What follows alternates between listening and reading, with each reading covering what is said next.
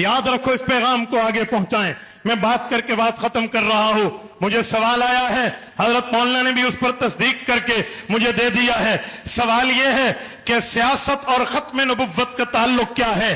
میں آپ کی خدمت میں کہنے لگا ہوں، ایک سیاست امریکہ کی ہے، ایک سیاست کینیڈا کی ہے، ایک سیاست برطانیہ کی ہے، ایک سیاست کسی اور ملک کی ہے. وہ سیاست مغربی سیاست ہے. میرا اس سے کوئی لینا دینا نہیں ہے. میں اس سیاست کی بات کر رہا ہوں جس کا ذکر اللہ کا قرآن سورت نمبر 12 سورت یوسف میں اجعلنی علی خزائن الارض کہہ کے کرتا ہے. میں اس اسلامی سیاست کی بات کرنے لگا ہوں جس کے لیے اللہ کا قرآن وسلیمان الریحہ غدوها شہرا ورواها شہر کہہ کے کرتا ہے. میں اس سیاست اسلامیہ کا باسی ہوں جس کے لیے اللہ کا قرآن یا داؤد انا جعلناک خلیفۃ فی الارض کہہ کے کرتا ہے. میں اس سیاست کا دلدادہ ہوں جس کو اللہ کا قرآن اليوم اکملت لکم دینکم کے بعد اتممت علیکم نعمتی میں اتمام کی بات کر کے تنفیذ اسلام کی بات کرتا ہے. ہاں میں اس سیاست کی بات کرتا ہوں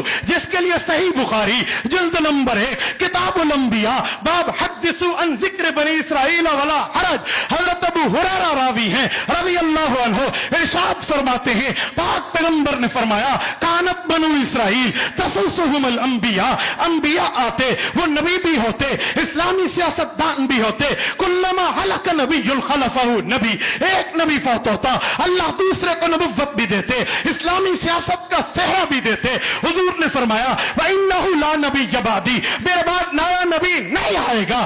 صحابہ کرام نے حضور کے چہرے کو دیکھا، آپ کے بعد ختم نبوت ہے تو ختم سیاست بھی ہے. حضور نے فرمایا نہیں، فَسَيَكُونُ بَعْدِي خُلَفَاء فَيَكْثُرُونَ، میرے بعد علماء سیاست کے وارث بن کے تشریف لائیں گے. اس سے سمجھ آیا ہم اس سیاست کی بات کر رہے ہیں جس سیاست کو محمد الرسول اللہ نے اپنے فرمان میں اور اللہ نے اپنے قرآن میں ذکر کیا ہے. آج اس سیاست کا ذمہ داری کا صحرا آپ کے قائد، میرے قائد، ہم سب کے قائد، امت کے قائد، قائد انقلاب، قائد جمعیت، قائد ملت اسلامیہ حضرت مولانا فضل الرحمان حافظہ الرحمان کے سر پہ ہے. مسلمانوں، آج مفتی محمود نے نہیں آنا، اس کی عزت کر لو.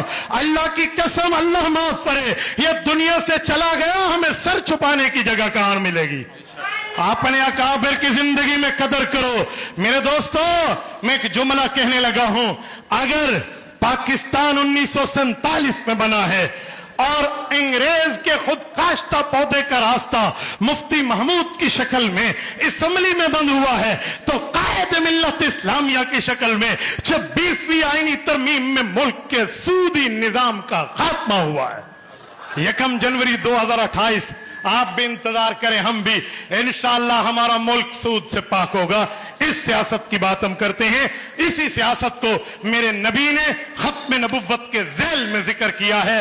اسی لیے سیاست میں علماء آئیں گے تو وہ نبوت کے وارث ہوں گے. اللہ آپ کو رمے صراط مستقیم عطا فرمائے، دین اسلام پر، دین حنیف پر عمل کی توفیق عطا فرمائے. اقول قولی ھذا واستغفر اللہ وآخر دعوانا ان الحمد للہ رب العالمین.